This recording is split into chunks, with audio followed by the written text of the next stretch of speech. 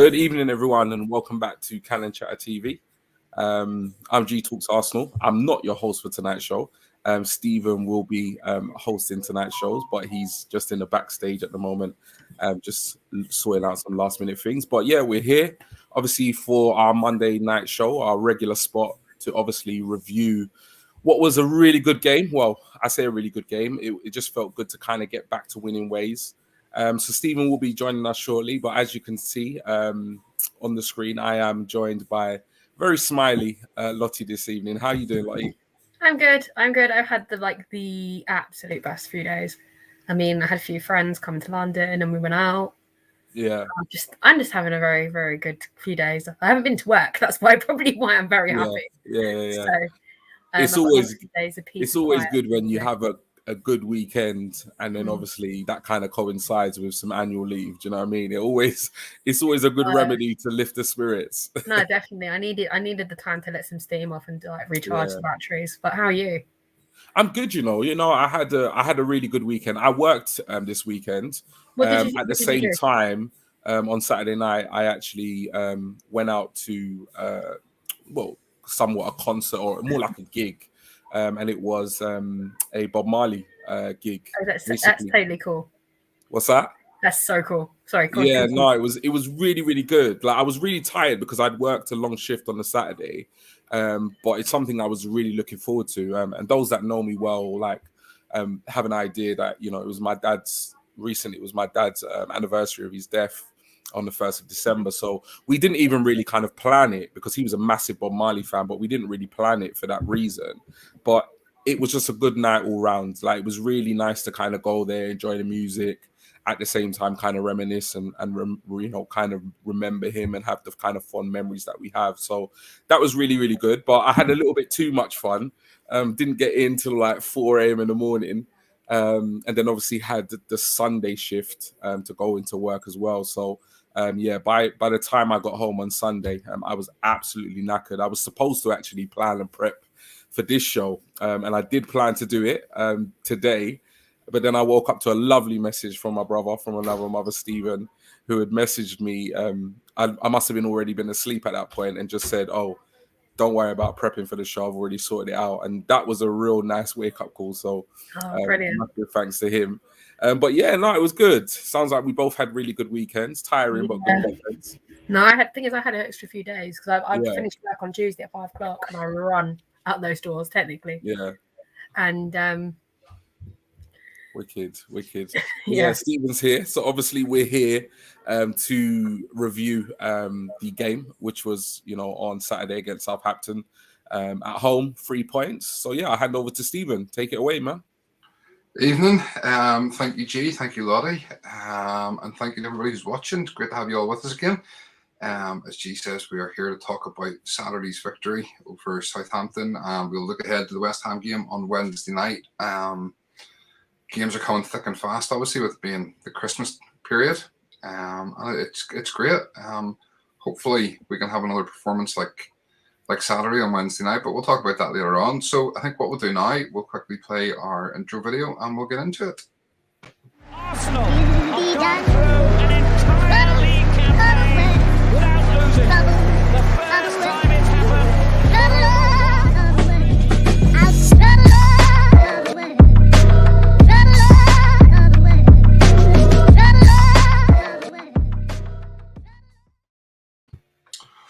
Okay, so welcome back to Cannon Chatter TV. Thank you all for joining us.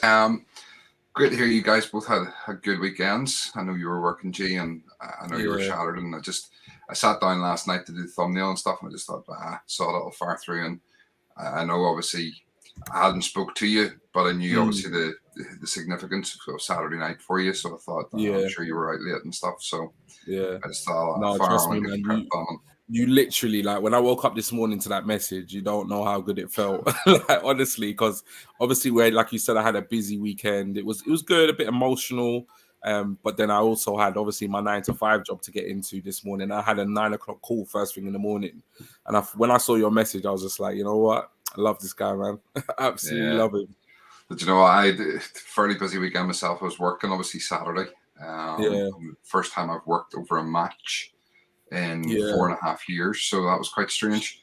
And then yesterday we had it was the rugby club kids party. So we had the minis rugby party yesterday afternoon, so we're out at that all afternoon. And then I just, as I say, I sat down last night to do the thumbnail. I thought, so I'll just do the prep as well. So anyway, enough about that. Lottie, you're looking extremely happy. I'm assuming that's because you had a great time at the match on Saturday. I've had a great few days, to be fair. Yeah, so. Brilliant. I know, seen a couple of pictures, obviously, of you and G from last week, the other G, Georgina G, doing the Emirates tour and we had a complete girls' day. Like that, so complete girls' day. It was fantastic. The boys dropped out, so we just went out. It was good fun. Do you know what you needed sometimes? But it looked Definitely. good. All right, so listen, there's a lot to get through, so we're going to get straight into it. And obviously, Saturday, as we always do, we talk about the team news first. And I think before we get into the team news, we have to talk about this situation. So the team news obviously comes out, and there's no Pierre-Emerick Aubameyang, no club captain. And Arteta does the interview, and it basically he comes out and says due to disciplinary reasons he's been left out. So it transpires that he had permission to go to France, I believe it was, to go and get his mum or something, and he was told to come back that evening, and he didn't come back in time. Now there's different stories going about. Obviously, David Ornstein reported in The Athletic that he did turn up in time for training, but wasn't sure of the COVID rules and stuff like this. It's hard to know exactly what's going on in the background, and Arteta didn't specify. He just said it was a disciplinary breach. So you can't say for sure. And Ornstein's track record with Arsenal lately hasn't been great. I mean, he did say we wouldn't sign Pepe and we wouldn't sign Partey, and we did sign both. So he doesn't have the same inside track that he used to have with Arsenal. G, we'll come to you first. I mean, what's your thoughts around this whole situation at the minute? You know what? It's a difficult one for me, and I'll try to kind of explain why. I feel like with the whole Aubameyang thing, I think, it's quite clear given his performances that, right now being in the side is not really an option. And that's just based on the way he's playing in terms of, the form or should I say the form he's not in at the moment. So I think most Arsenal fans can agree that, he hasn't had a great start to the season. This has kind of snowballed from last season. And for whatever reason, it's just not working for him being in the Arsenal side. He's missing chance after chance. So I think most of us really and truly, at one point in time, we would have been absolutely gobsmacked at Aubameyang being dropped from the side. Whereas now, we've all kind of come to terms with the idea of, having him out of the team for a period of time. Because quite frankly, he's just not doing it on the pitch. We've seen, performance after performance have just not been good enough, has been poor. When it comes to the whole disciplinary stuff, and obviously him being out of the side, it's not the first time it's happened. We had the issue with regards to North London Derby when he turned up late on match day, which isn't acceptable. It just really isn't, particularly for any squad player, let alone club captain. For me, a club captain should be the first one in the dressing room, the last one to leave kind of attitude. So, I think obviously, Arteta and Arsenal gave him permission to do, something outside of what the club would have maybe agreed to with regards, him going to visit his mum, coming back. Like I said, we don't really know the ins and outs. So it's difficult to kind of really get a realistic story because we haven't got much information from Arteta other than it's a disciplinary issue. And Aubameyang hasn't vocalized, the issue. And even if both of them had given details, again, it's going to be probably a bit of he said, she said. So it's almost like, where do you, none of us was there. None of us actually know the full facts. But at the end of the day, every club, every organization that you work for, represent, have certain standards. And ultimately it is the, the employer or your line manager's responsibility to carry out certain, disciplinary actions or meetings or whatever it is, if certain expectations are not met. I'm a person who massively prides myself on punctuality and attendance. I think it's the cornerstone of any kind of organization or any business or anything at all. It's so crucial. So in that sense, I understand it, and I'm in full support of Arteta. If any player, regardless of who they are not fulfilling the expectations or what was been agreed, their action needs to be taken, regardless of who you are, how much you get paid, or whatever. At the same time, I'm not massively keen on this jumping on the bandwagon and kind of publicly, kind of insulting the guy or abusing the guy because of it. And the reason why I say that is because with footballers and celebrities, it's a bit tricky. Because if I'm late for work, I'm G Talks, I'm Granville. If I'm late for work, no one cares. No one even really finds out. It's not big news. It's like I'm late for work. My manager has a word with me, and we move on. I've improved my punctuality or attendance, and I keep my job, or I don't, and I lose my job, or whatever. But I just think sometimes he's clearly not doing what Arteta wants him to do. And in this incident, he's clearly not done what has been expected of him. But I do feel like the reaction has been a somewhat overreaction in that, yes, he's fallen short of the expectations of Arsenal Football Club. But I just think sections of the fan base do need to calm down. I think this is not to say it's an isolated incident because it's happened already, but at the same time, he's done something which has been deemed wrong. The club have taken action. I'm happy with that. For me, it's like he's done something wrong. Arteta's taken a strong stance, and I'm happy. I'm happy with the way it's been dealt with. If he then had reacted to the club stance in a negative way, I think I would have more of a problem with him. But now, for me, instead of kind of jumping on the bandwagon and just kind of, really kind of disgracing the guy, I want to see a reaction from him to say, look, this was a mistake and ways in which he can improve it. So I understand why people are angry with him, because I think it's a collection of a lot of things. It's the poor form, it's the Instagram tattoo, it's now being late, previously for the North London derby, now reporting late. I can understand why people are angry. We expect more from our club captain. At the same time, I do feel like in a lot of organizations, these things are kept in-house. We probably wouldn't know about it. The problem is that football and footballers, it's such high profile, when with the media outlets we have, anything they do, they pick their nose. It's like breaking news. So I'm a bit on the fence, really, with regards to the situation. I don't think he's playing or performing as a captain should, both on and off the pitch. But I'm happy with the way Arteta and Arsenal are dealing with the situation. Okay. Lottie, anything left to say? Actually, do you know what? I'm going to disagree with some of what yeah, by all means. I mean, this is not his first time he's done wrong. North London derby, he was benched for being late, all right? Instead of responding, he sulked like a child. Even my 5-year-old goddaughter doesn't even sulk. She knows better. For a grown man to do that is ridiculous. And we ain't going to get a response from him. He's proved us wrong before. I've always said he shouldn't be captain. And strikers don't make good captains. I want one of those defenders. The rumours circulating Twitter at the moment is between Ramsdale, Gabriel and White. Personally, it's got to be Gabriel or Ramsdale to take it off him.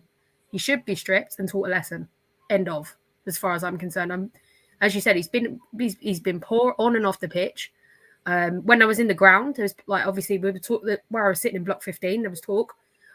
He'd actually gone to get a tattoo instead of turning up for training. There's a whole thing on Instagram that was posted, and it just shows a lack of respect he has for Arteta as well as the rest of the team for not turning up. And he's meant to be leading them. He needs to be stripped. Absolutely stripped. Other than that, G, you hit it on the head. What about you, Stephen? Go on. Give us your take. No, I mean, you just summed everything up. I mean, the only sort of other thing to add is that I've seen a lot of people, and obviously you have that split in the Arteta in, the Arteta outs. you know, the Arteta out people obviously blaming Arteta and saying he was wrong to do what he did.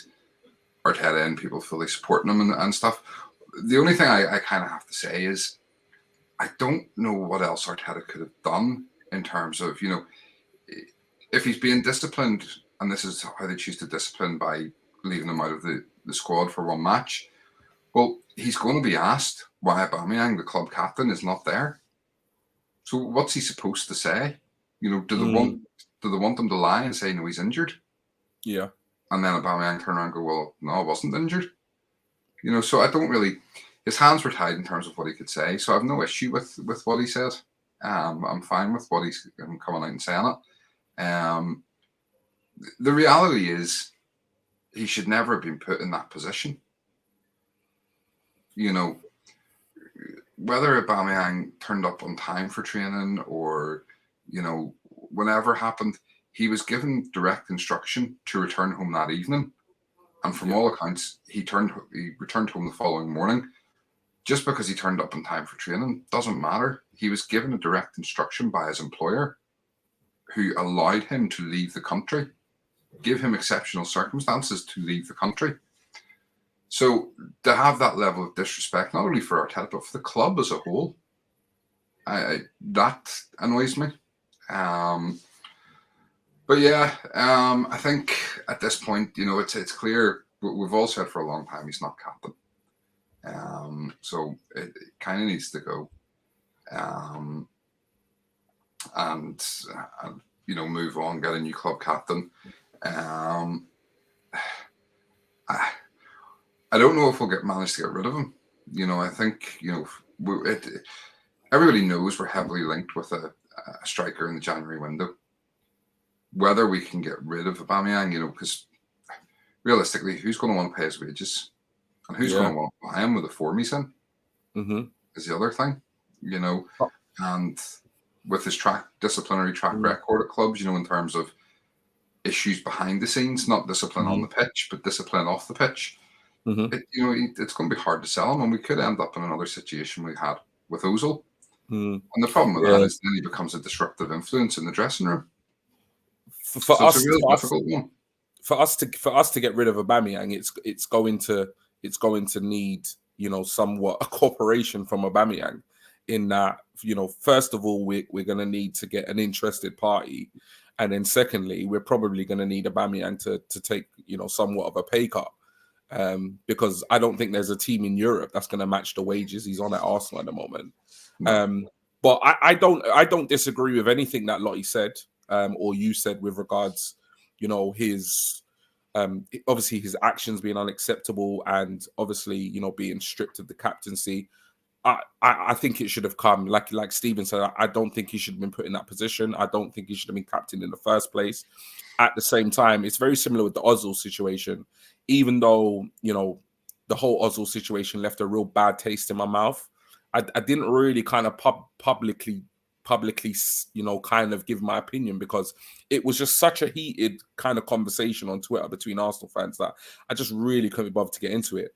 I mean, it's very similar with the Aubameyang thing, in that I don't think he's meeting expectations both on and off the pitch. But I am very happy with the way Arteta has dealt with it. I do feel, though, that more needs to take place. You know, this can't just be dropping him for what, the one game. As you guys have said, you know, the captain's armband needs to be taken off of him, and then we can hopefully move forward, whether that's with Aubameyang or not. But yeah, I'm not defending him whatsoever, so I don't want that to kind of get misconstrued that I am defending him. I'm just choosing to not kind of just get into it. You're trying to stay neutral, G. That's all. Yeah, I'm trying to stay neutral, because I just want to focus on the games, to be honest. Like, I haven't as well, the goals for it just seems to have taken the gloss off what was a really good performance for me, and I think that's a bit of a shame. Yeah. I think the whole sort of thing as well, in terms of who takes over as captain. Yeah, you know, we could do a whole show on that. Yeah, literally. You know, there's various options in there, and it's strange because we've always said there's no sort of natural leaders, but there is merit to certain people being given the captaincy. My biggest fear, just before we'll move on from it then, is that if he does get stripped of the captaincy, that empty shirt 34 gets it. Well, this is what I mean. That would just be possibly worse. But anyway, listen, let's get into some of these comments because they're coming in thick and fast already, and then we'll start talking about the game, which is really what we're here to talk about, something positive and nice on a Monday night to get us going for the week. So first up, we have Cannon FC. Big up Cannon Chatter, big up Cannon FC. Welcome to the show. I know you've been doing a lot of stuff with Keith and Jake and Antonio recently on your new channel. Evening, Keith. Evening, Keith. Man like Keith. Evening all from Ben. Evening all from Cal. Ben saying Oba out. Keith, is it a coincidence that Oba was late back, then drops it into the post just after he's been dropped? I think not. Cal, maybe he loses the captaincy and it brings him back. That's my hope. Well, this is another thing, potentially, we've talked about this before, taking the weight of expectation off him and leaving him to do what he did. Barry Fitzpatrick, we need a new captain to lead by example. Evening, Barry. That's a new name to the show, I think. Welcome. Good to have you with us. And if you haven't, make sure to hit that subscribe button. Cal, Granville Talks. He does. Yeah, that's my name. That's my name. It's all right. I've still got popcorn left. No. Ben, it's not the first time he's done wrong. Keith wouldn't have chosen him as captain in the first place, to be honest. Not a huge fan of striker with the armband. Also, he doesn't strike me as a natural leader. No, and Keith made that very clear in his video last night. If anybody hasn't seen Keith's mostly Arsenal channel, get over after the show and check out his video from last night, where he does make it very clear that, he's not a big fan of Aubameyang right now. Cal, sorry, G, thought you were making a reference to Open All Hours. Don't worry, I get that. I've had that a lot in my life. Yeah, I actually his profile picture on my WhatsApp is his head superimposed on the Granville from Open All Hours.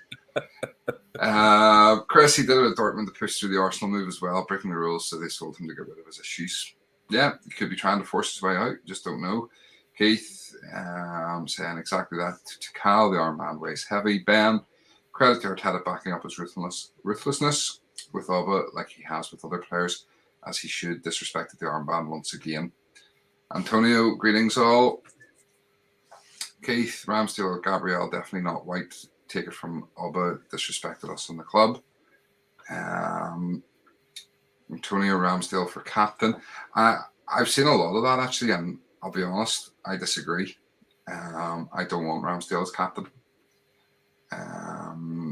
I just want him to focus on being a good goalkeeper. Don't give me anything else to worry about. Just be a good goalkeeper. Jamie, Oba's silence in both cases say a lot. Ryan, thoughts on if Oba's days are numbered?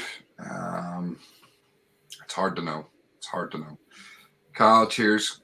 Keith, let's hope he's a happy-go-lucky type. We need our Oba back smiling. Well, we do. I mean, we've seen that when he smiles and he's happy, he's a better player. Ryan, Arsenal women versus London City Lionesses in this season's FA Cup match. Chelsea got Aston Villa. Thank you for that, Ryan. Keith saying to Cal, I take that, just don't want him as skipper anymore. Clearly doesn't understand the enormity of the role. Cal, I know it happens that keepers are captains, but can they be as effective not being right there? I don't want to change a thing about Ramsdale right now, given the armband might affect him. Exactly what I just said as well. Keith, I'm not being Arteta's biggest fan the last couple of weeks, but I'm 100% behind Arteta. Chris Oba will be happy that Hampton took the press coverage away from him this weekend. Yeah, that was funny. Yes, Cannon Chatter family from Albert. Evening, Albert. How are you? Bless your heart, Stephen. Thanks for the plug, buddy. No worries. Anytime, Keith. KT for captain. 100% behind you on that one, Ben. I don't think a goalkeeper makes a good captain as he's stuck in the same area of the pitch. Gabriel for me if they do change it, from Chris. All right. Well, listen. Let's move on from that. Thank you for all your comments so far, guys. Keep them coming. Keep the chat going. So, lineup comes out. and obviously it was not the lineup I had wanted to see when I made my prediction, or well, what the team I'd like to see on Friday night. But it is exactly the team that I said would start. It was, if you do recall. Yeah. Because whenever I'd done my team, I went back in and I actually said, but this is what will actually happen, and told what players would come in, and it's exactly the team I said. So Lottie, you were at the game. You're obviously probably in the pub just when this was coming out or whatever. Yeah, it was. What was your thoughts and the feelings of those around you when you seen this lineup? Do you know what? Apart from that empty shirt, I was actually happy. This is actually the starting 11 I went with for my fan hub app. And it was like my fourth prediction of 100%. So I was quite pleased with it. They were just incredible in general. Just to be like, it's like 15 rows back. I haven't seen you guys the pictures yet, but I got some really good pictures. But yeah, no, I was happy with that. Apart from the 34 and no Sambi, no complaints at all. Okay, Jay. Yeah, similar. Happy with the team. Back four, goalkeeper picked themselves. Wasn't too keen on obviously Partey's partner in midfield. But other than that, I think it made sense. Odegaard keeping his place. Was nice to see Saka in at the right. I think Martinelli deserved the chance he got, and we all know why Laka was picked over Uber. So yeah, I was pretty content with the lineup, to be honest. Were you both happy to see Laka with the armband? Yes. Do you know what? It didn't really bother me. He's obviously the next person to take it. I was quite impressed he gave it to Holding afterwards, though. So considering Holding hasn't had many minutes this season. Yeah, I knew that with Uber being stripped of the captaincy obviously not stripped of the captaincy, but not playing, I knew obviously somebody was going to have to get it. So I was glad. Number 34 didn't have it. At the same time, I kind of knew that Arteta would just go with somebody who was probably the most experienced. I think some people were kind of looking for, well, you know, with Uber not playing, would it have kind of give you a clear indication of who would get it? So I think some people were kind of concerned that it was with Laka, where obviously Laka's future at the club is not certain. But it's pretty certain he's going to leave. But I was pretty happy, to be honest. I think, you know, I've criticised Laka a lot of the time for his lack of goals or goal threat. But in terms of like leadership skills, we've heard and seen, you know, that he is very influential with the youngsters. And on the pitch, he does give it, you know, he gives it his all. So I was pretty happy he was captain, to be honest. All right. Quick comment there from Albert. Gabriel for captain and Tierney for vice captain. That's not a bad shout. Not a bad shout at all. Okay, so obviously the match kicks off, and for the first 20 minutes or so, we looked pretty nervy, and we just didn't look at it at all. Lottie, what was the feelings like around the ground at the time? Definitely from my blog, from a couple of rows back, there was frustration with that lovely empty shirt. He just wasn't. He was constantly passing, looking for Tierney, as we always see. And he wasn't exactly picking the right passes out. We're going backwards and sideways, and people were screaming at him, "Go forward!" But it's just, and then all of a sudden, the game just kind of picked up, and they started pushing back because we pushed back into our own half, and obviously where they were pushed back, they were in like the north bank where they should be down the clock end. So it was frustrating. The opening minutes, to be honest. I mean, just before we start talking about the goals, just one stat I did see was that, you know, we're now referring to him as the empty shirt, but 34 gave the ball away more than anybody else in the first half. I think it was 12 times he gave the ball away, and it frustrates me because people don't normally look at stats like that whenever he's on the pitch. They try to pick out the good stats for him, but it's stats like that are telling. But anyway. But with stats, Stephen, you know that they paint a pretty picture. They always do. But what you see on the pitch is a different story. This is it. So then we got the first goal. And this, to me, was Arteta football. This was Arteta ball. at its best. Fluent, flowing, sharp, crisp passing, quick, really, smart attacking play. And it's something that if we played like that every game, we would rip anybody apart. So the ball's played out from the back from Ramsdale, and it's a quick couple of passes. It's halfway up the pitch. Saka gets it, runs up, crosses in, and Lacazette just top corner. Beautiful strike. Gee, what's your thoughts? This is what I want to see. Like, this is it. This is what I want to see. It was an absolute beautiful goal. Like, it really, really was. Like, we were, like you said, we didn't start the game very well, and we were under real pressure. And even with, with that actual goal, we were under immense pressure, from Southampton. And in many ways, it played, it played into our hands, from putting Ramsdale under pressure to playing it out to Tomiyasu. And it was all just one-touch football, really, until it got to Saka on the right. And obviously he took his time, looked up and obviously, picked out Laka. But it was a fantastic goal. Really was. It was past perfect. And what a finish, brilliant finish from him. I've been a massive critic of Lacazette in terms of his goal threat and, him not being clinical enough. But yeah, it was an absolutely beautiful goal. Loved it. Wish we could play like that every week. We're not at the moment, but obviously, as time goes on and, Arteta brings in maybe some more players in ideally midfield and up front, we can start seeing that type of football on a more consistent basis. But yeah, in terms of football and, scoring an almost perfect goal, it was very close. It really was a beautiful thing to watch. Loved it. Lottie?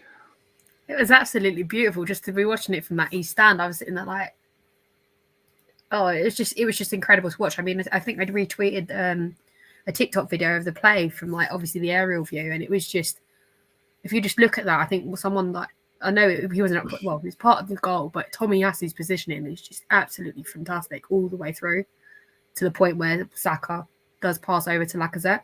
He easily could have just taken that for himself, but he didn't. But it was beautiful. It's one of my favourite goals this season for sure.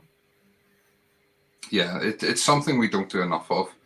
My only sort of criticism with it was Ramsdale cut it so fine. I mean, done it a few times this season. Yeah. The striker was literally half a centimetre away from putting his toe on that, and it ended up in the back of the net. Must be a 1-0 down. But it goes to show how quickly, when you play it right, how quickly you can turn defence into attack. Yep. But yeah, it was a little bit of a squeaky bum moment when he was playing that ball to Tomiyasu, because you could the fear was there that it was just going to go wrong. Yeah. Thankfully, it didn't. So let's take a couple of comments. Keith saying either of the above will do for me. The other Keith saying the first goal was brilliant. Come on, you Gunners. Ben, our first goal came at exactly the right time, atmosphere-wise, and it was the kickstart we needed. Slowest we started a game all season. Brilliant goal. Yeah, absolutely. We just really struggled. And normally we come out, for the first 15, 20 minutes, we're generally on top of whatever team we're playing. We were on top of City and Chelsea, and, most of the games we're generally the team that's on top at this point. Cal, feel it was Southampton and everyone coming on strong, as we hadn't been able to beat a good press. Saturday we did. It was great. Hope we do it more, because it's how teams come at us. Yeah, absolutely. I mean, our passing is getting better under Arteta. It is. I mean, if he wants to persist with this passing out from the back, they have to find the space. They have to be able to find the space and do the one-touch passing. Because as I say, I mean, I don't think I can't think of any team in the world that could defend against that if it's done right. Yeah. City do it right, and that's why it's so hard to defend against them. Liverpool do it right, and that's why it's so hard to defend against them. If we do it right, it's going to be hard for teams to defend against us. Chris, think we are better when we let teams attack and hit them on the break. Too many times opponents defending on the edge of the box and we were tapping the ball side to side, not being able to get it through. Yeah, we are. And that's, to be fair, I know we often criticise the style of play, this going backwards. And the reason we do that is because we're trying to draw them in. We're trying to, bring them out of their defence. And it doesn't always work. And then it just looks, it frustrates us as fans because we think we're not actually trying to attack. When in reality, we are trying to attack, but we're just trying to pull them out of their defence, to open up a bit of space in behind and get those lines to be able to move through. But anyway, it didn't take long before we got our second. And it was a lovely cross in from Tomiyasu, finding Tierney at the back post, who somehow, if you watch it back, managed to beat himself twice. It was a bit of miscontrol at the start. Then he hits the cross, it comes back to him off the defender, and then he manages to head it back across. And Odegaard jumps up, gets his head on it for his first ever professional football headed goal. Madness. And we're 2-0 up. Lottie, how are you feeling at this point? Do you know what? I was sitting there, I was watching the corner, I was thinking to myself, I really needed to go to the bathroom, so I was sitting there, I was standing there, so I wait for this corner to go through, there's got to be a goal coming. And obviously, the ball's just firing everywhere, and I'm thinking, come on, someone get ahead to the ball. All of a sudden, I didn't even see it go in. The crowd we absolutely roared when it went in, and I was just so pleased it went in. I had to watch one of the screens back because the one in the North Bank was off for some reason. So everyone's like turning around looking at the clock end to see who actually hit it. It was Odegaard. I mean, that's what 3 and 4 now, or 3 and 3. 3 and 3. 3 and 3. I think that's the stat. And he's on a roll, and it's just nice to have goals from our midfield. It was non-existent last season, and when you're on a high like that, you want to continue scoring. And I love it. He needs to keep scoring. He really does. Absolutely, Jay. Yeah, no, it was great. Like I said, when we did our last show, like for me, this game, it wasn't so much, I know I bang on about performances, but to be honest, I wasn't too fussed with the performance. I just wanted us to get 3 points. So obviously the first goal was absolutely beautiful. This one, as you said, was a bit somewhat scrappy. I think Tierney did a really great job in the end, in terms of obviously miscontrolling it, but then, being inventive enough to kind of get his bearings and put in a cross, just didn't kind of stop. He was ready for whatever was happening. He kind of adapted to the situation. Crossed it in. I must say it weren't great defending from Southampton. At the same time, put the ball into a dangerous area, and good offensive players will strike. And right now, again, I've been very critical of Odegaard. Wasn't thrilled that he was signed on a permanent basis. Questioned his ability to contribute with regards to goals and assists. I know there is a lot more to his game in terms of tempo and build up play, etc. But we really do need goals from midfield, particularly while our strikers are misfiring. So really, really glad that, what he showed was real kind of energy and real kind of desire to get in there and get his head on that ball. A lot of the time, Arsenal players in and around their box, they're quite static and kind of wait for the ball to drop to them. But he showed real kind of energy to get in the dangerous area and put his head on it. Real desire. So no, it was good. Somewhat scrappy goal, but goal's a goal. And it's 3 and 3 for Odegaard, and you can't ask for much more right now. Regardless of his performances, whatever side of the fence you sit on of how he's playing, he's scoring goals. So for me, you've got to keep him in the side because it's crucial. He's on a good run of goals. So let's just hope he keeps scoring. I actually think, for me personally, I think he was one of the best players on the pitch. Yeah. On Saturday. Yeah. I think for me it was a man of the match performance, definitely.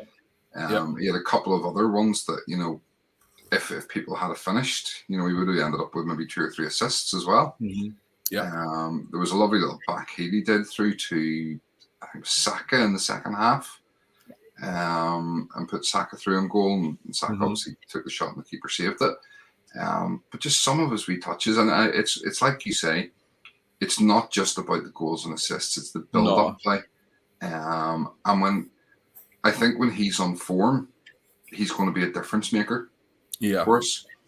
It's just getting him on form, and it's obviously getting him used to the tempo of the Premier League and to be consistent. I think, as I say, when he's consistently on form and playing well, he will be a difference maker for us. Mm. You know, he will be a top player. All right, a couple more comments. Gary, evening, Gary. How are you? Keith Tackers from KT styled it out a treat. Absolutely. Mark, evening, Mark. How are you? Good to have you with us again. All right, so we went in 2-0 at half time. The fear was we could sit back and sort of defend, which has been our problem, sitting back and trying to defend leads. I was a bit concerned that even at 2-0, Southampton could get back into it.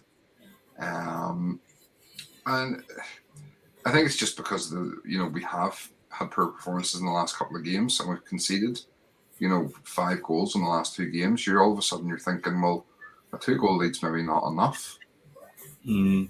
So we kicked on. We came out the second half, and I mean, for me, the second half we were by far the better team on the pitch. And obviously, we had a goal disallowed for Gabriel, but he seemed desperate to get on the score sheet for some reason. And obviously, he managed to get on the score sheet properly in the next corner. So Martinelli swings it in. Gabriel comes running in, and bang, head plumb onto it and into the back of the net. And he grabbed the ball, stuffed it under his shirt, and it transpired later on that he had just found out he was going to be a daddy. So, G, what was your thoughts on this goal? Yeah, you know what? It's so good to have a presence and a focal point or a danger man, in the box for a set piece. For so many years, we've had centre backs, and there's been times when we've had corners or free kicks, and we don't really have that kind of aerial threat at all from a kind of commanding centre back. It makes such a difference when you have a centre back or you have defenders that can actually win, either get a flick on to the first ball or actually score directly from a corner or a free kick. It makes a huge difference. I think this might be maybe his 3rd or even 4th goal this season.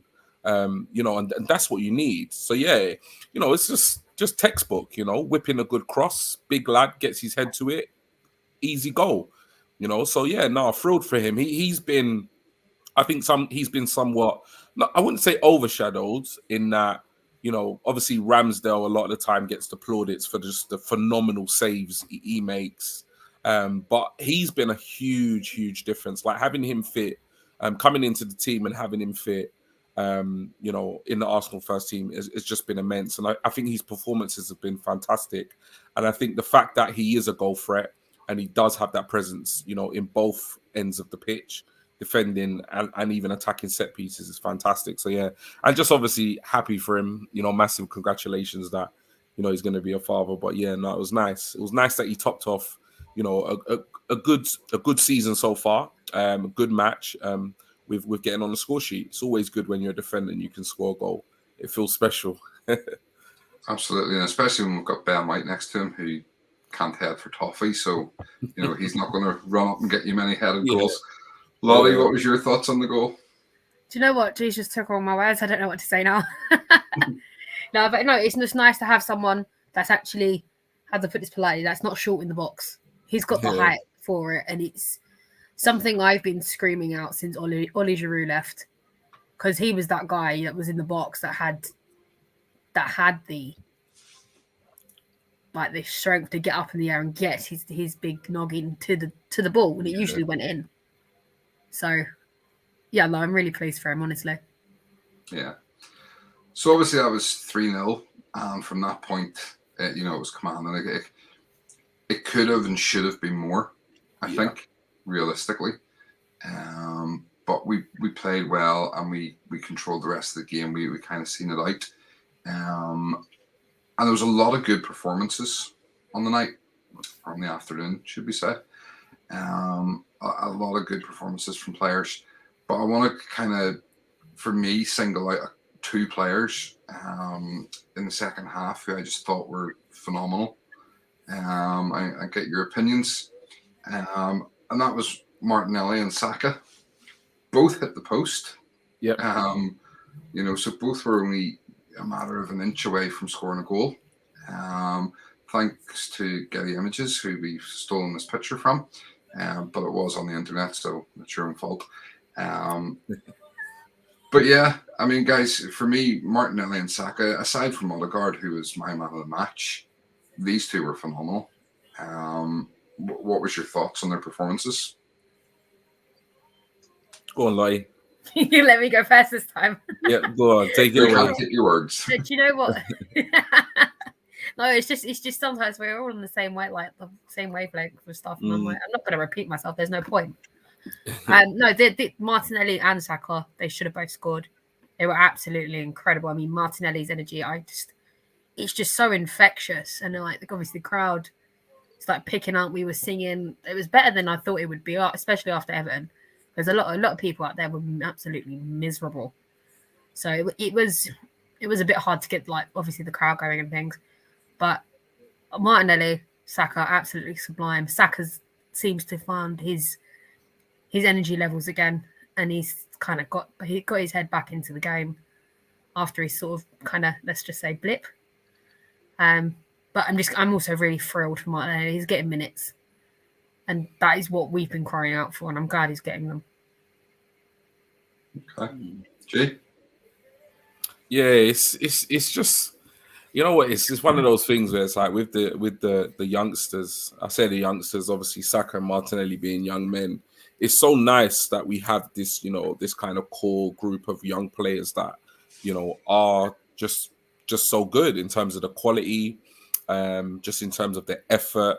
They're not always going to have good games, and that is something I think sections of our fan base need to understand, to not be too critical of them when they don't have good games, or when they do have a kind of poor run in the first team. But yeah, their performances were fantastic. They really were, and I think if we could just get an ounce of their energy and effort into some of our senior players, I think we'd be well in that top four already. So yeah, no, they both played really, really well. Really good energy levels, exciting, constant threat. Running into space, direct play, just exactly what you want, from your wingers. So yeah, I was thrilled with their performance, and then just hope, they can both kind of continue that against West Ham. But yeah, no, great game from both of them. Yeah, for me, I think the thing with Martinelli, I've always been very critical of Martinelli in terms of his, sort of his passing and things like that. I've said it hasn't been up to the standard. I think we've seen over the last couple of games, he has really raised the level of his game. His passing has been a lot better. He's starting to get into better positions. And I think the goals are going to start and come again from him. And that only bodes well for the rest of the season for us, because we've always said he is an enormous talent, and he is, he's going to be a fantastic player. But he just, it's taken a while for him to get back from the injuries. And he's now starting to progress his game as well. So for all those people that sort of say, oh, none of the players have progressed under Arteta, well, I think Martinelli's proven that wrong, and he's shown that he has progressed under Arteta. So, credit there. A couple of comments, and then we'll get you just to sort of sum up your feelings overall on the game. So Chris, Odegaard has benefited from a run of games, gives him the chance to get up to speed. Kind of think Pepe, if Pepe got the chance, he would be the same. Fair point. Mark, I would have been here earlier, but I picked the wrong pod out. No worries. Do you need us to restart the show in, like, say, 2 hours for you? We'll redo it all. That draw today was a farce. Keith, that video of Gabriel when he found out he was going to be a dad was literally me years back. Beautiful moment. It was lovely. Remind me, Keith, the next time we're chatting, I'll tell you the story of how I found out I was going to be a dad. Not quite as nice. Jamie, I did tweet at the time, thought Martinelli or Tomiyasu getting a goal in that game would be topped it off. Guys were so good, absolutely. And Chris, what happens to Martinelli when ESR comes back? Will he finally get going only to be stuck back on the bench again? It's a good question. Good question. So Jay, a good performance overall. Sum up your feelings on the match and your thoughts on it. Yeah, I think it was really important that we got the 3 points, by kind of any means necessary, really. I really wasn't fussed how we played or how we got the win, because I think against, obviously, losing back-to-back games against United and Everton is not how we kind of envisioned those games going. I think we saw it as a real opportunity to get 6 points against those two teams. So for me, I wasn't really fussed. I just wanted a win. But it was nice that we got a win with, a dominant performance. If you looked at all the stats, we were dominant in every single category. Scored 3 good goals, 3 different type of goals, and also just obviously created other opportunities as well. Most of the team, if not all the team, played really, really well. So yeah, I couldn't have asked for much more, really. So I was just very happy with both the performance, both the result, and hopefully now, we can somewhat build on it. Moving into some of the other fixtures, in the festive season. So yeah, all good this end. No complaints at all. Excellent. Lottie, your feelings on the game overall then? Yeah, no, I was pleased. I was pleased. We needed a win after the last 2 results. A lot of fans were quite pleased on the way out, all singing along. Got a bit of entertainment with the pitch invaders afterwards, which was just kind of hilarious because the stewards were skidding everywhere. Chris, I don't mean to laugh, but it was funny to watch. I know you do some stewarding, but it was just hilarious to watch them try and catch the kid. But he did get Tomiyasu's shirt though. So, but yeah, no, I was really pleased. Really, really, really quite pleased. I had a good night after that as well. Very good night. All right. Yeah, for me, great to get the 3 points. I think coming off back-to-back defeats, we needed it. Another defeat on Saturday would have put real pressure on Arteta, would have put us in a real difficult position. I think, the teams around us are still picking up points. And it could be much better if we had picked up a few more points with the games against United and Everton. But it is what it is, and we've just got to now, plow on and keep doing what we do. It'll be interesting over the next couple of weeks just to see where we are come the end of the year. Some of the other teams have got some tough fixtures as well, and there's so many close together. And obviously, COVID now is starting to cause a bit of a problem. Yeah. So even earlier on today, it was announced that Arsenal are putting back some of the sort of post-lockdown protocols. So the players are now going to be tested every day in their car before they're actually allowed to go into training. And I believe a number of the training ground staff have actually tested positive. So, there is some there. There's talk, I know, I seen earlier on, I'm not sure if it's been confirmed yet, but the under-23 game against Spurs was in jeopardy, just with the amount of COVID cases going around. United have had some players and staff test positive. I think possibly, was it Brighton? I've had a couple. There's four staff have tested positive. 42 in total, I think. Yeah, so there's quite a lot all of a sudden.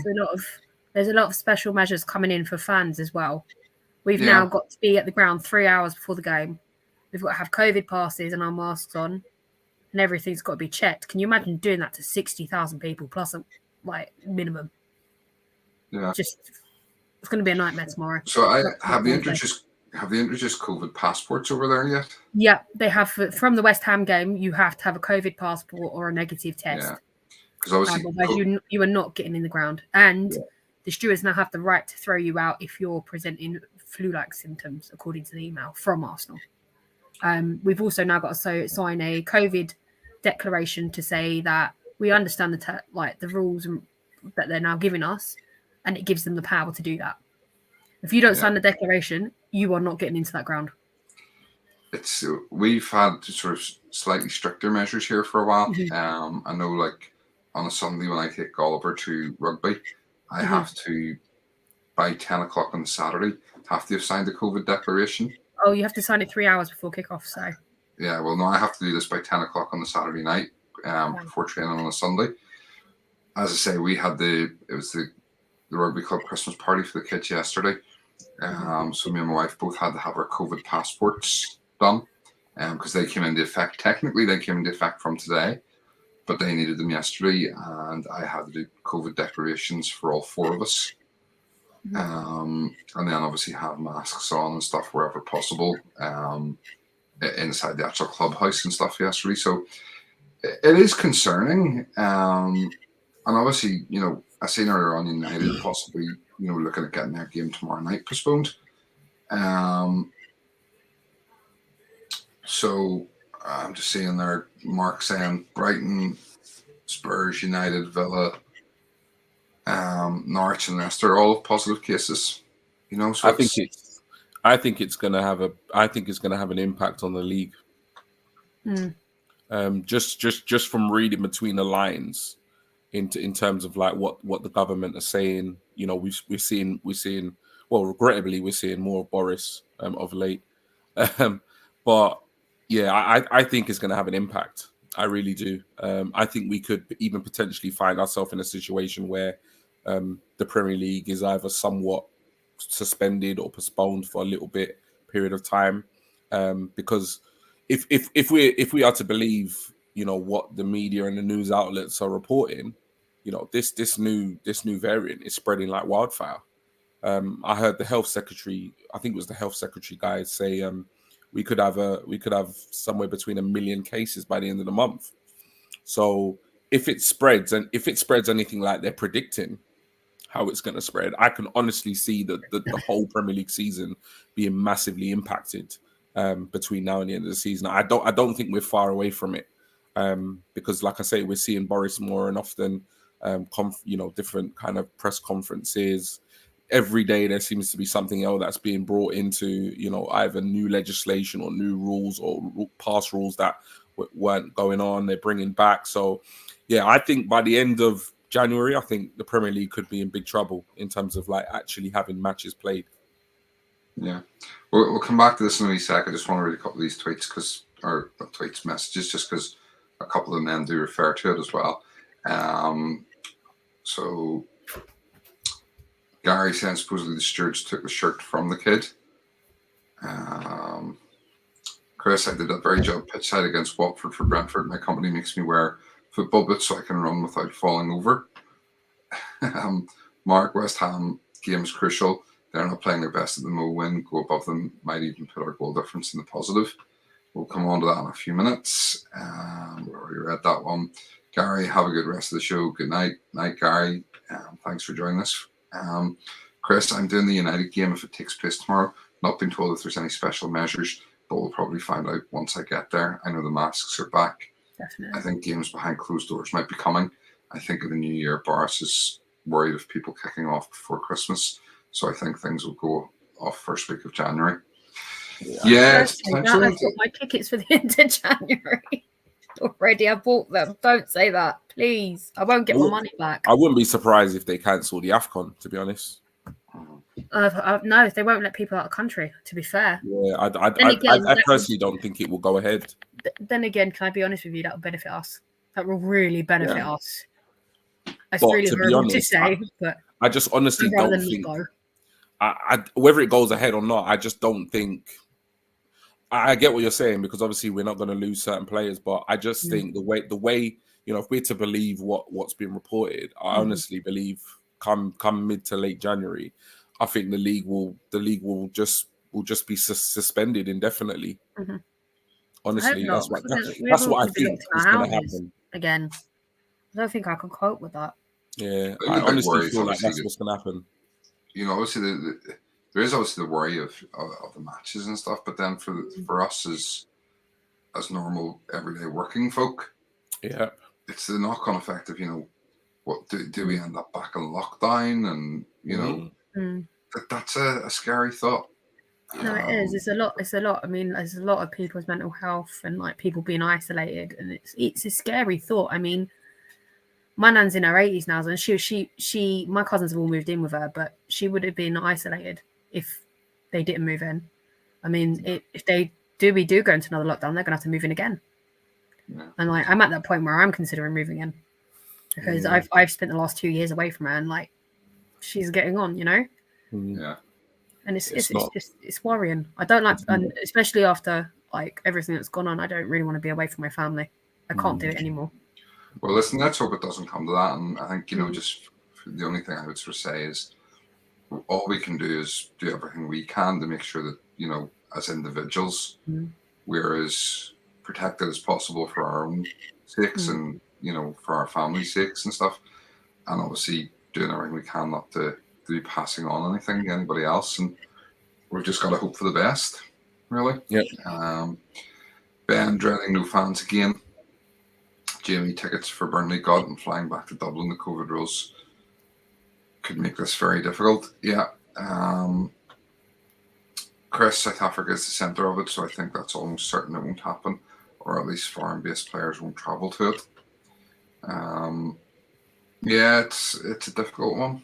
But we'll know probably, I would say we'll know within the next week. Yeah.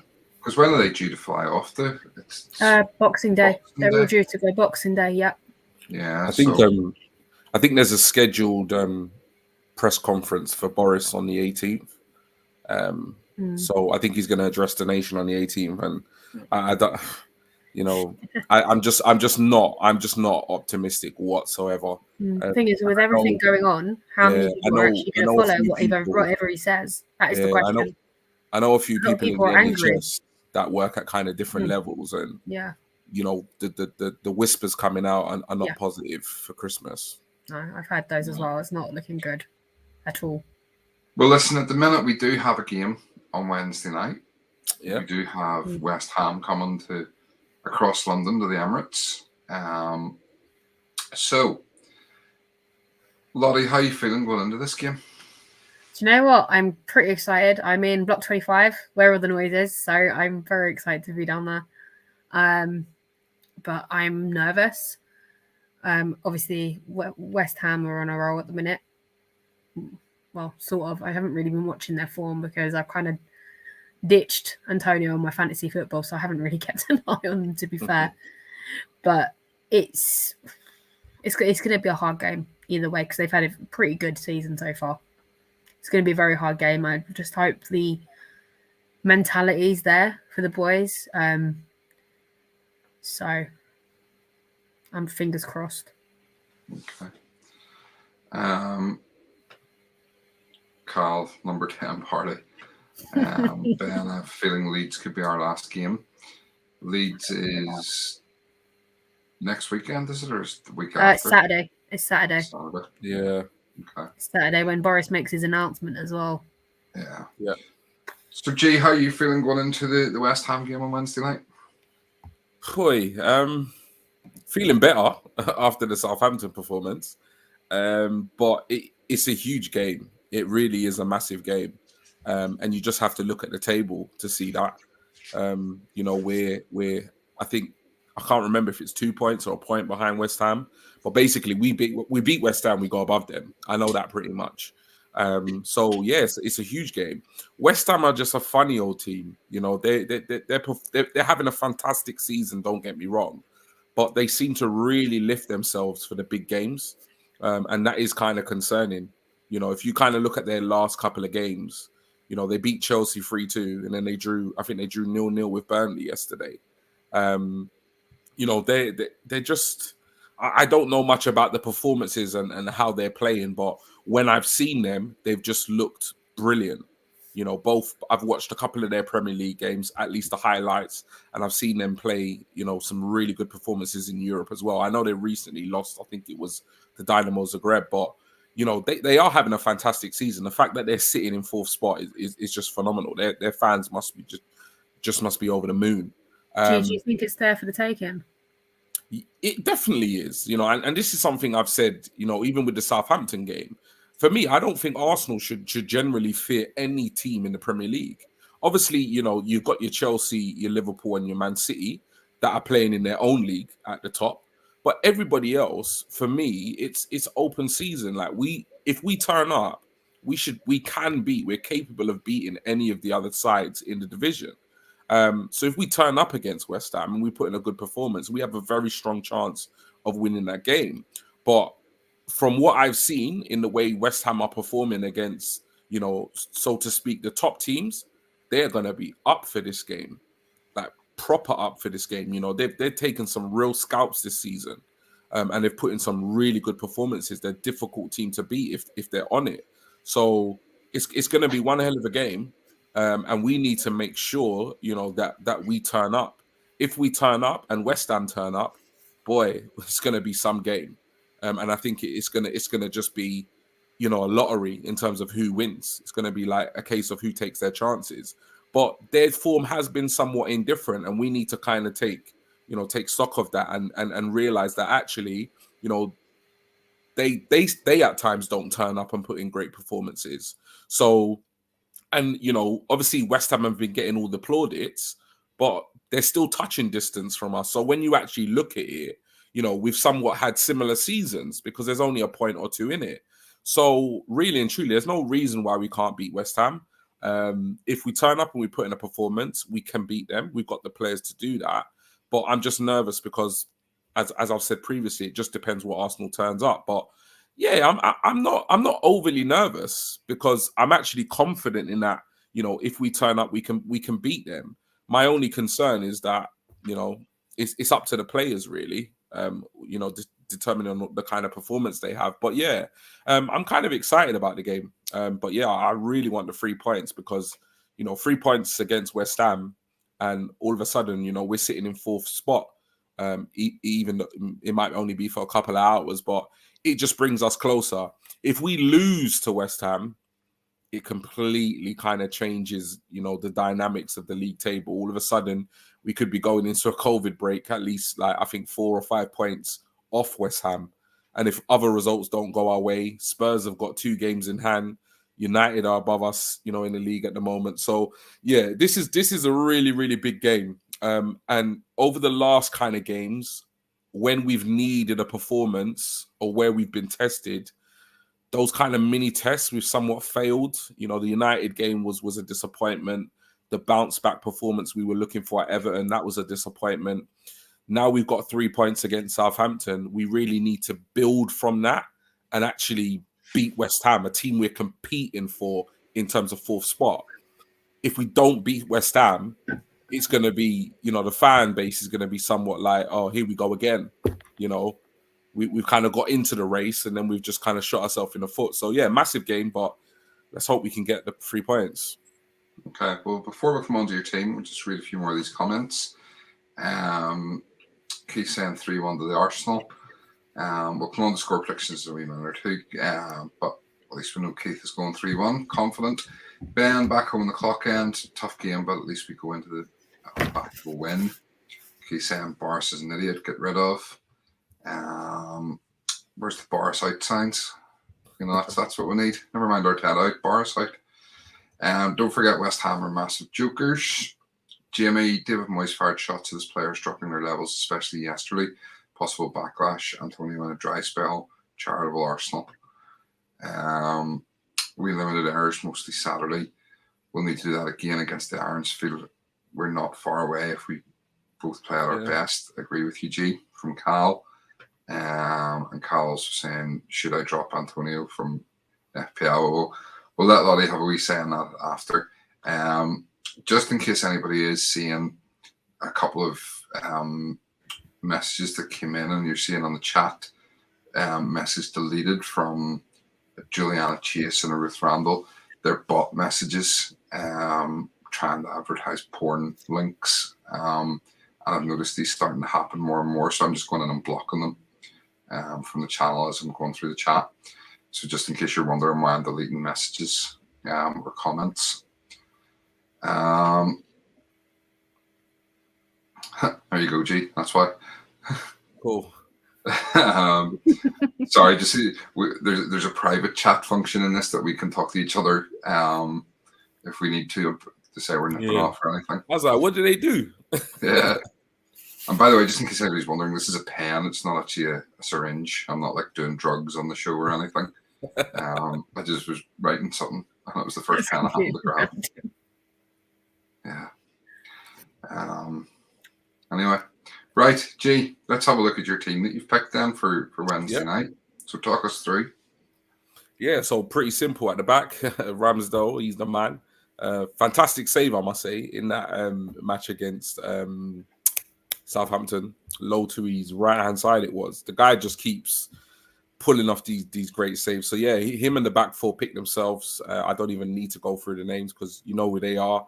In terms of midfield, I know there are sections that will slate me for saying this, but right now, I think people will even say that, you know, maybe Partey shouldn't be in the side. But for me, Partey should still keep his place. So I've picked Partey. I'm going to stick with him for as long as I can possibly stick with him so he can find some form. And for me, it was a bit of a dilemma to go with either Sambi or Ainsley Maitland-Niles. I don't want to see 34 in there. Damien, who actually came on one of our earlier shows when we first started out, Stephen, he actually went to the game against Southampton, and he actually had a spare ticket, but he messaged me like the day before, but I'd already scheduled into work, and he actually put up a Facebook post, and it was like, you know, where he was like, even though I'm far away from the pitch, I can still see how crap he is, and he was referring to 34. So yeah, so for me, it's got to be Partey and one other, and you know, I've chosen Sambi in the middle. And for me, Odegaard in the kind of number 10 role. I think right now, three goals, 3 games, he's undroppable. If you've got a player that's scoring at will, you've got to keep him in the side. And so that's why I've picked him. I thought Saka had a really great performance, so I'm going to keep him on the right. I think Martinelli deserves and earns, you know, his place in the team, given the performance he put in. And I think with Laka getting that goal, I'd really like him to keep his spot. I'd be quite disappointed if Laka or any of these front three are dropped and Ubba's brought straight back in, because I just don't necessarily feel like that is the right thing to do. I'm not sure on the fitness of ESR. I've not really heard any kind of updates. And to be honest, if he wasn't quite ready to even make an appearance, you know, kind of against, you know, Southampton, I'm not too sure if I would throw him in against West Ham. I kind of feel like it would be better to go with the players that have played in the previous game, and kind of got a bit of rhythm in terms of their performances, which is a shame because obviously he was in a rich vein of form. So yeah, that's the team I've picked. I think that team is good based on recent form, and I think it's a strong enough side to beat West Ham. Okay. Lottie, did you make any changes? You know what? This is I'll be honest with you, it's the first time I've seen this today. And this is the exact team I've got on my fan hub app, because you get to pick the starting 11 week in, week out, and this is exactly the same. I can't fault it. This is what I want to see when I'm in the clock end. Exactly what I want to see. Excellent. So it's clear that Lottie didn't watch back Friday night's show yet, because that's the second time she's promoted Fan Hub. We're not promoting them anymore. Anyway. Sorry. No, that's fine. We'll talk about it after. Yeah, I mean, for me, I'd be more than happy if I seen that team. You know, that's pretty much what I would want to see. Obviously, you know, if ESR's fit, I would potentially just leave him on the bench. Yeah. Not that I don't want him playing. I worry because he's had so much problems with injuries over the years. You know, I want him to make sure that he's 100%, maybe even 110% fit before we let him back on the pitch. Because he will be such an important player for us. We don't want anything to happen to him. And it was good to see Pepe get on against Southampton. I know it was only for like 7 or 8 minutes, but at least he got on the pitch. And I did say on the show on Friday night that if we didn't see him get on the pitch, we'd never see him again. So maybe there's still hope for him. Real life. Yeah. With games coming so quickly, you may see him start. Who knows? But what do you guys in the chat think? I mean, would you just be happy if you seen that team? Would anybody make any changes to it? Does anybody want to see 34 actually play? Get your thoughts in now. Keith, hit me up with them links, Stephen, for a friend, obviously. Yeah. No worries, yeah. I'll send you them after. I'm disappointed, Yates. Sorry. And just actually, Keith, if you are watching, just in response to that text you sent me, absolutely 100%. And he'll know what I'm talking about. Cal, I presume, laughing at Keith's comment. Keith saying that's the team he would go for as well, obviously. Okay. And Jamie, team Spotty Dog. That's a saying over here. Spotty Dog means dead on. Perfect. Okay. Cool. Something Something new every day. Yeah. There you go. So you get an education. I'll have to get you a Northern Irish dictionary. Cal, Saka looking sharper as well. Lots to be excited about. Unlucky not to score. Yeah, I mean, I had said a few weeks ago that, Saka needed to up his game. As much as I was a fan of him, he wasn't really actually offering an awful lot.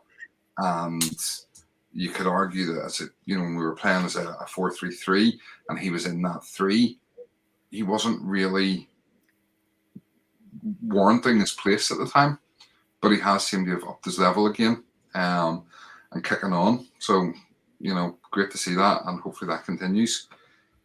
Ben agreeing, great team. So, yeah, it looks like most people are saying the same thing. Keith, I'd love to see this lineup. Pepe up top, last 20. Anyone? Yeah. Why not?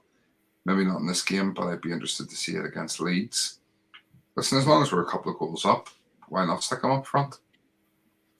Mark, the only 34 I want to see is being the flight number taking the empty shirt out of the country to a new club. Well said. Well said. Yeah. All right. Well, listen, let's get on to some score predictions. So, Lottie, I'll come to you first for your score prediction. I'm going to go stick with 3-1 again. 3-1 again. Okay. Especially if we played like we did on the other day.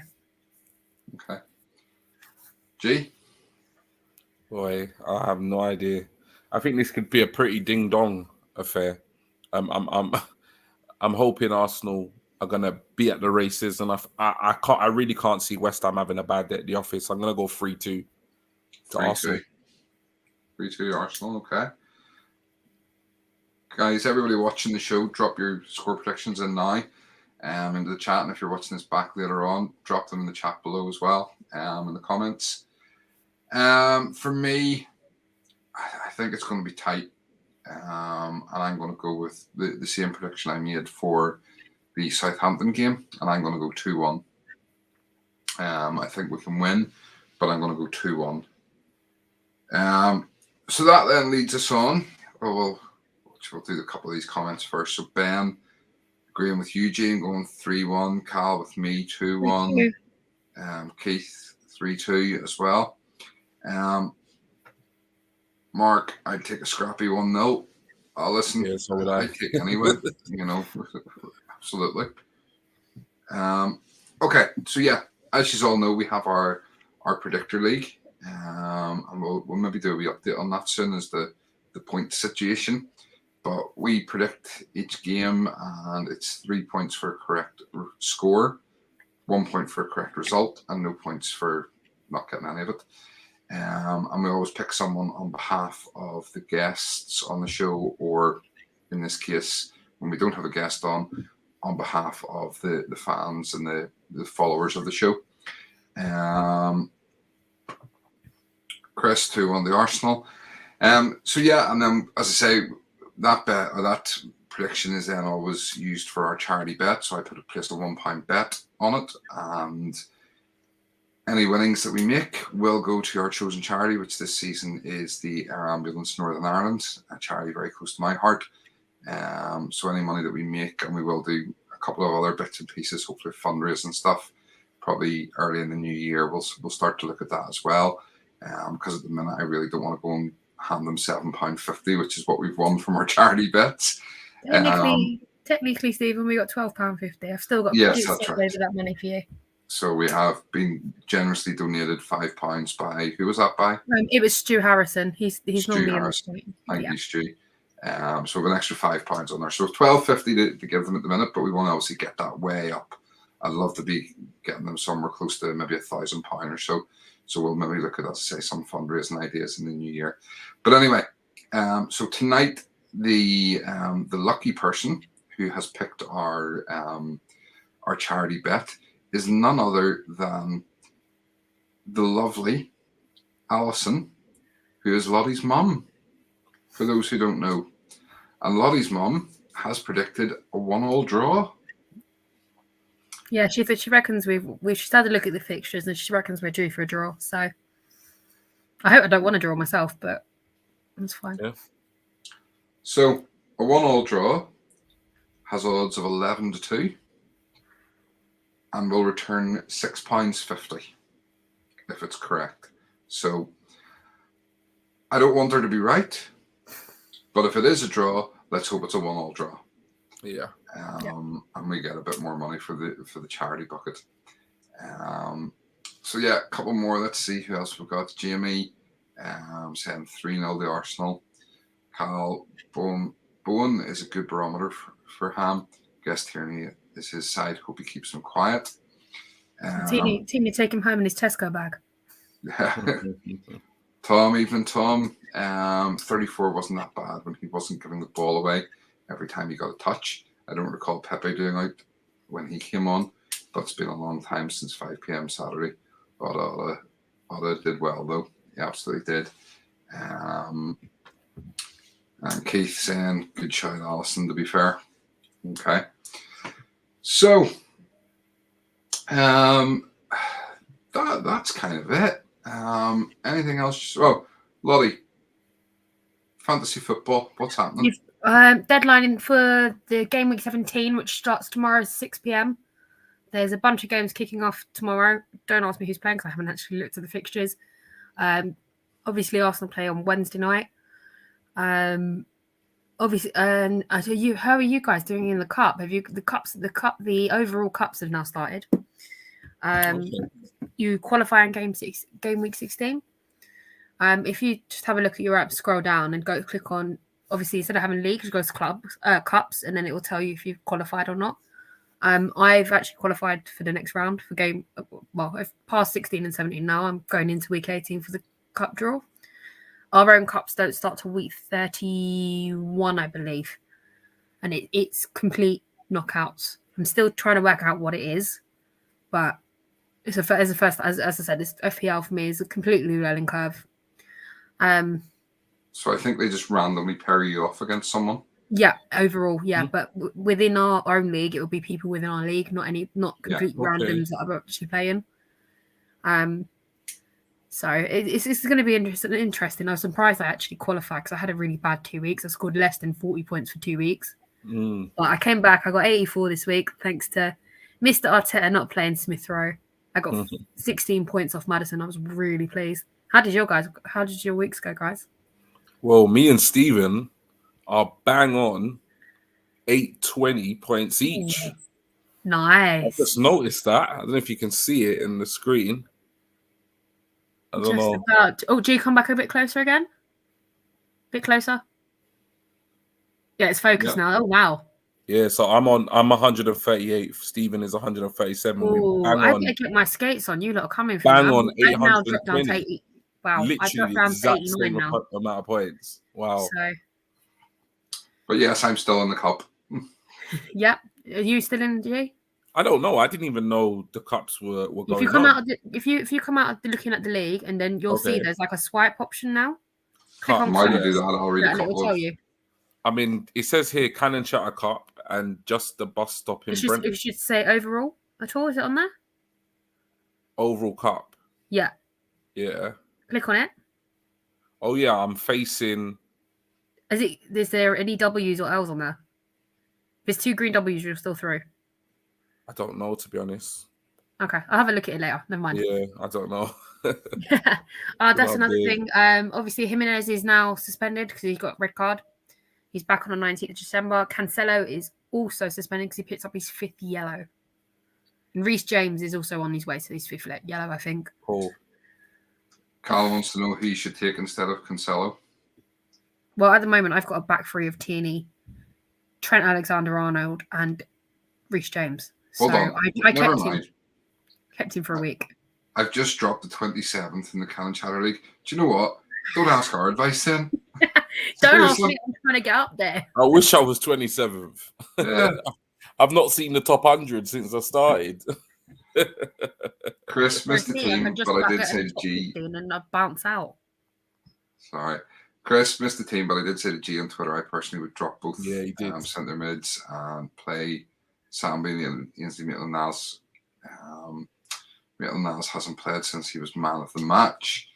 Mark telling you to change that team, Lottie. Chris, I successfully got through the round of 6,003. Yeah, I'm not even reading that out. Let's see where That's we how got big the to. numbers are for overall. It's mad. Jamie, I had no Walker or Vardy or Oba last weekend. And Carl has dropped. All right. Anything else you guys want to talk about? Since we've been live, I just looked at my phone. The Mail Sport have got an exclusive saying that a host of top Premier League sides fear that the season could be shut down due to the Omicron spread. And also, Arsenal have hired the former Bayern Munich scout, Florian Bleuchel, supposedly a Bayern Munich scouting supremo to help boost our transfer activity. So, yeah. I've got an interesting Things that are thing. blowing up the Twitter timeline at the moment. Yeah, I saw an interesting tweet from the Premier League youth. Balogun is now the top goal scorer in history for Premier League 2. Wow. And he's also Player of the Month for November. I saw that floating around in my timeline earlier today, which is actually brilliant. It's nice just to be the top goal scorer for Premier League 2 and for his age group. It's brilliant. Yeah. I seen he was linked today with a move to Nottingham Forest in January. Yeah. Okay. Oh, that would be interesting. He wouldn't be able to play against us in the cup, though, did then? I just thought we've got them in the cup. Yeah. No, he wouldn't be. So yeah. All right. Well, listen. If there's nothing else, Lottie, would you like to do the socials? Yeah, I haven't done it in ages, and I'm actually awake to do it. So let's do it. And if you do have any comments or questions for us, drop them in the chat now, and we'll read them before we finish. So go ahead, Okay, Lottie. guys. So if you want to follow us on Facebook, just punch into your search bar Cannon Chatter. If you want to follow us on Instagram, it's Cannon_Chatter, and it's also the same for TikTok. We haven't been very active on there, but I am currently playing around with a few things on my own profile, and hopefully we can get that up and running and get some content out soon.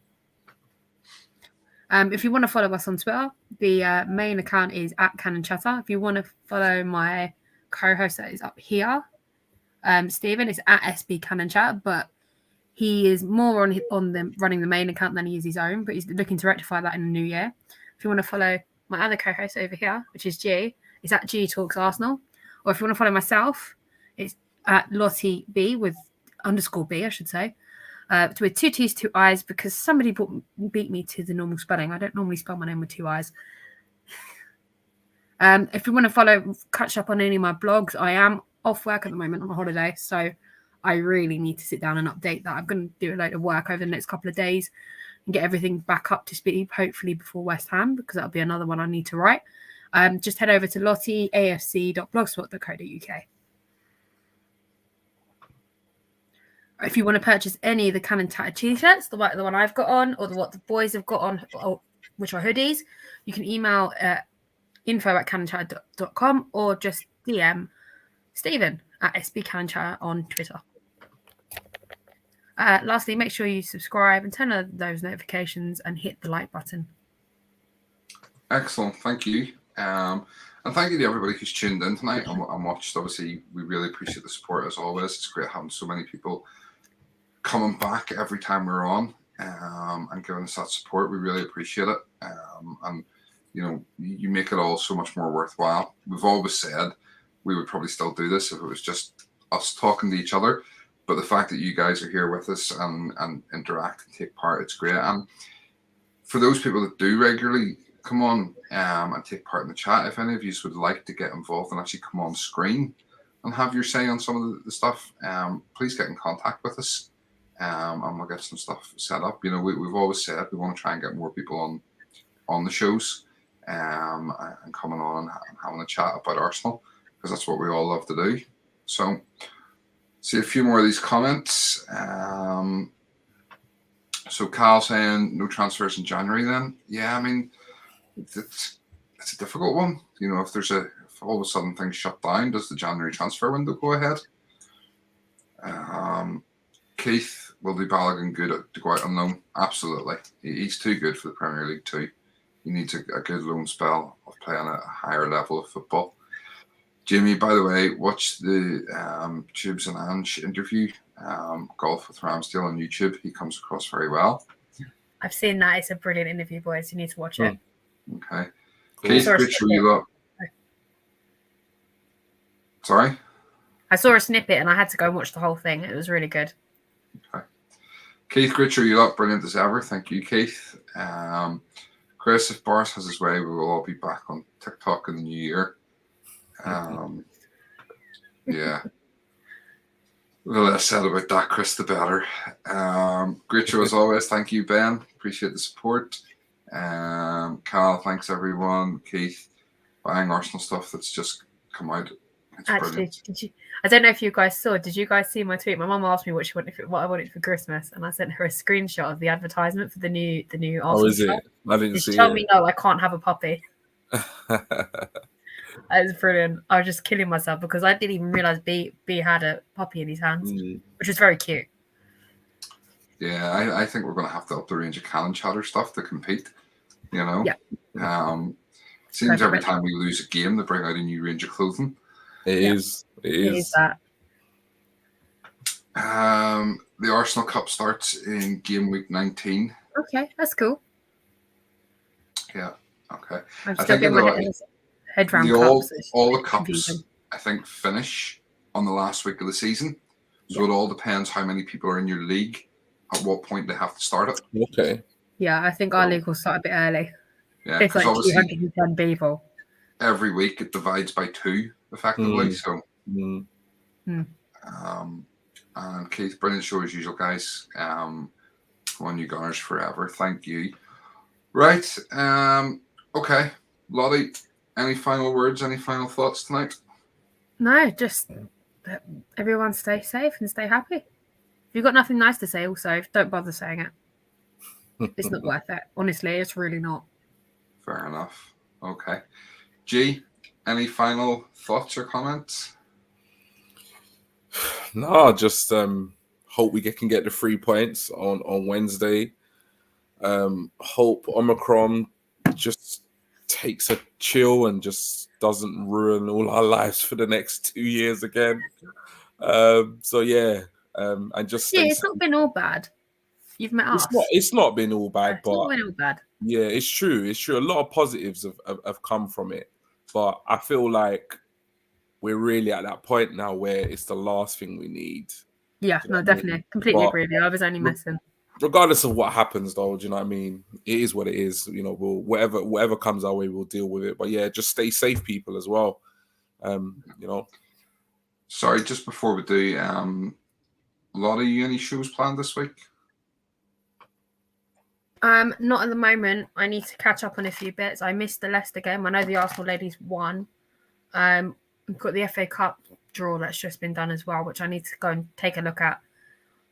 So possibly maybe Thursday night at this point. Okay. G, any G-Talk shows planned this week or anything? Not for this week, but I am definitely looking to get it back on the road as soon as possible. Just very hectic at the moment in terms of working schedule. My next day off is like the 24th of December, so I've practically worked back to back this whole month. So yeah, it's coming back. It's coming soon, but just not yet. Okay. Couple of last comments. Daddy Faz, the least we should be aiming for is 4th. Anything else is a bonus. Absolutely. Okay, is that another new name to the channel?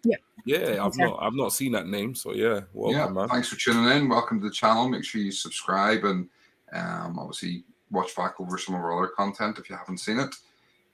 Mark Brill Show, catch you next time, hopefully when you start. No worries, thank you, Mark. And Jamie, Spotty Dog, you guys up the Arsenal.